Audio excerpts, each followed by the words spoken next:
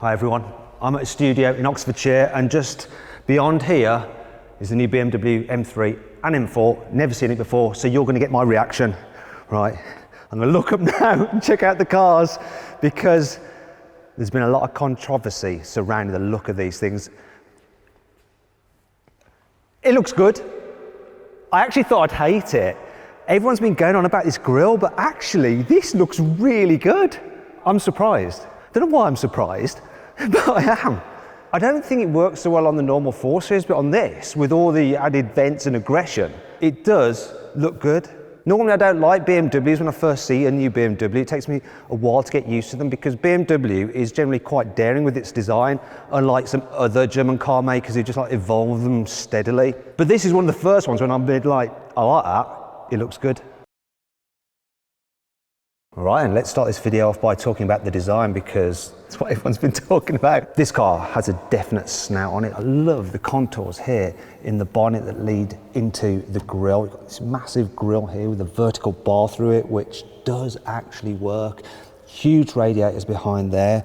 You've got vents here, which are real vents. They're not fake vents. Big radiators either side, really sculptured headlights. The actual track of the car, so the width between the front wheels, is 4 centimetres wider than on the normal new 4 Series Coupe, and it's 2 centimetres wider than on the old M4. Really aggressive looking, but if you want it to look even more aggressive, you can upgrade it. This is the M3, and it's got the £4,000 carbon pack upgrade, which includes carbon fibre bits, obviously, but you get a redesigned lower grille with air intakes. Look at those. It's £4,000, which is quite a lot of money, but you do get carbon elsewhere. But I think it's worth it, just for that look alone. This looks like a racing car. And then there's this green paint, completely new for this car. It's called Isle of Man Green, and I love it. Now let's check out these cars from the side, because obviously we've got M3, we've got M4. Which do you prefer? For me, it's clearly the M3, and I didn't think it would be. I thought I'd go for the M4, but I really like the look of this. In fact, there's a man from BMW over there who's hiding because he doesn't want to be on camera, who, if I ask him nicely, he might sort me out one of these cars to run as a daily driver. Chris, can I get an M3 competition, please? If you guys comment below, go, get my M3 competition, we'll make it happen. We will make it happen. Anyway, let's talk about the design. So let's kick off with the wheels. So you have 19-inch alloy wheels up front, 20s at the back. You can get 2 designs, and you can see the 2 different designs here. And you can get them in 2 different colours as well. These are the black ones. You can have them polished. Moving down the side, we've got the classic fake air breather there. It's just a piece of plastic, doesn't do anything. You've also got the classic fistable M door mirrors. I've got my hand stuck. These side skirts are really, really pronounced. Look at that. But my favourite bit is this. Look, the rear wheel arches, especially on this M3, they really, really stick out. Make this car, like I said at the beginning, look like a racing car. Then you've got a carbon fibre roof to help keep the centre of gravity as low as possible. Apparently, the only things that are carried over from the normal 3 Series are the doors. All the other body panels completely new. Same on the 4 Series over there. I'm really liking this. I keep saying that, don't I? Everyone goes on that I'm a BMW fanboy. I'm not, but I do genuinely like this car. Sort me one out, Chris. Actually, there is one other body panel that is shared with the normal 3 Series, and it's the boot, but you do get this little spoiler there. Obviously it's in carbon fibre because this has the carbon pack on it. Also, this big rear diffuser, that's in carbon fibre. The important thing is this though. Look how big these exhausts are, and actually we don't need the carwow sticker tree for this because you can see right down into the exhaust muffler. There is no fakery here. In fact, I can fit my fist in there. That's insane. Now let's just move over to the M4 over here to see the difference. Now from this angle, it reminds me of a little M8. This one has just the normal shiny gloss black plastic diffuser. Do prefer the carbon. If you buy one of these cars, I do highly recommend that extra £4,000 for the carbon upgrade. One choice you don't have to make though is whether to go for the normal M4 or M3 or the competition versions here in the UK, because we only get the competition model, and that benefits from things like smoked tail lamps. Smoky. Now let's talk about the interior changes over the normal 4 Series. So of course you get an M Sport steering wheel with the classic overly fat, girthy steering wheel rim.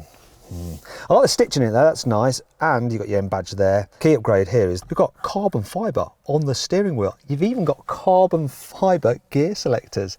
Then there's your M selection buttons there, so you preset M1 or M2. You've got an M gear selector, and you can change the ferocity of the shifts using that button there. You also get stop start button in red, M4 logo down here, and this area here is carbon fibre as well, as is up here. Now a lot of people used to spec the carbon fibre for the interior when they bought the previous generation version, so BMW just decided to make it standard. Another thing I like is this, look, M stitching here on the seat belt, and you've got M4 competition on the sills there as well. Now as standard, this car is fully loaded, so you get the big infotainment system, the top of the range one, which now has Android Auto and it's wireless. Also get a heads-up display as standard and a Harman Kardon stereo. And one last thing to mention, the M Sport seats, which are really nice, which have this area here which illuminate, and you can pay an extra £300 if you want them two-tone like this, otherwise they're just single colour. You don't want those normal seats though, when you can have these upgraded carbon fibre bucket seats. I love the vents that they got in them. They're really nice, and even though they are carbon fibre, they are also, look, fully electric.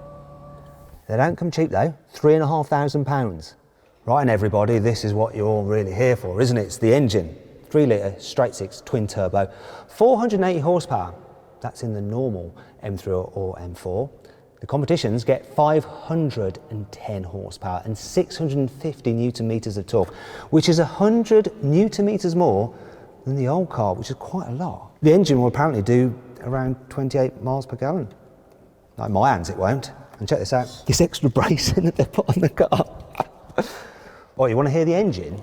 Can we hear the engine? You can hear the engine. We can hear the engine. The M3 and M4 both get a switchable sports exhaust as standard. Obviously, we're going to start it in loud mode, and the car is ice cold, so we'll get a cold start as well. So, can you start the engine, please?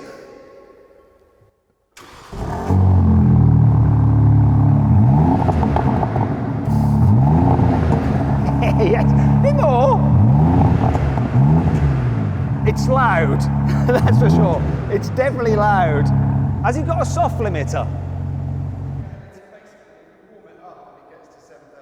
So you can rev it from a standstill without the car moving to 7,000 RPM. But once it's warmed up, if you're stationary, you can rev it all the way up. So not like an Audi that will only let you rev it to 3,500 RPM. Thank you, BMW, we appreciate that. We're letting the car warm up now. You can see the rev counter allowing you to rev it a little bit higher as it gets warmer. The car is now warm, so let's hear some more revs, some higher revs.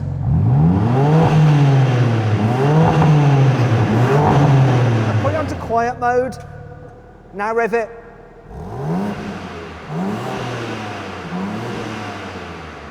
Loud mode.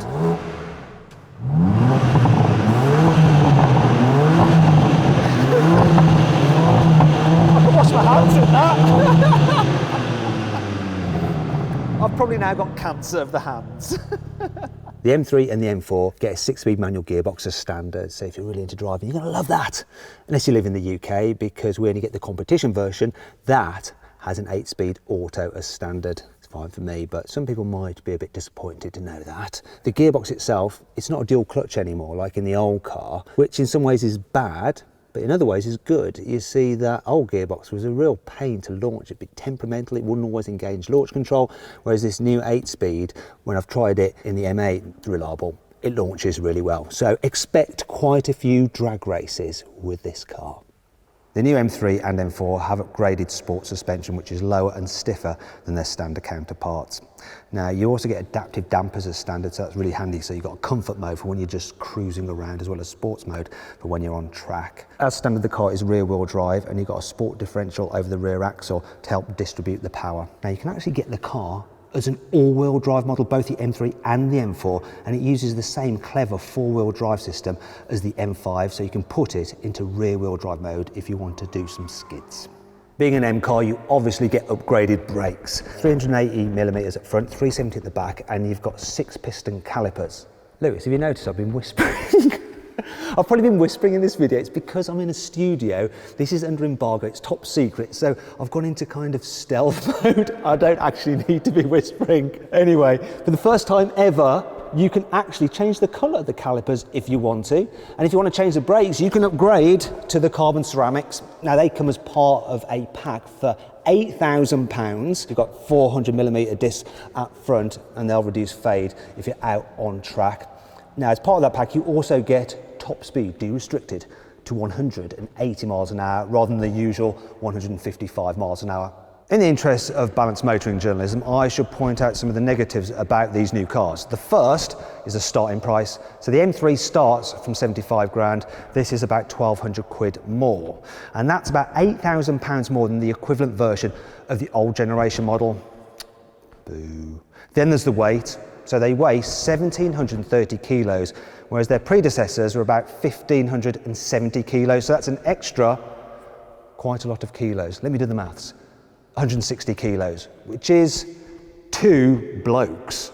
Now, it's not so bad because these cars are more powerful, 60 horsepower more than before, so their power to weight ratios are better. Another reason for that weight gain is because they've got extra bracing fitted to them, like the braces I showed you in the engine bay. Also, they're quicker than their predecessors. So BMW claims it'll do 0 to 60 in 3.9 seconds, whereas the old cars did it in 4. And BMW's 3.9 seconds will translate in reality to probably about 3.4 seconds. The big news though is the pulling power in gear or when you're just cruising. So you put your foot down in one of these, going from 50 to 75, they're a second quicker than the old cars, and that's a big difference. So then, what do you reckon? Would you like one of these two cars? And which would you go for? I would go for the M3. Look, it's got room in the back, I'm fine. I'll be a bit cramped in the back of the M4 in comparison. Now, if you want to order one, you can order one now. Now, the cars will actually be delivered in March, which is hopefully when the man from BMW will kindly give me one as a daily driver. So make sure in the comments you go, get Matt an M3. Or if you'd rather me have an M4, say, get Matt an M4. We'll make it happen.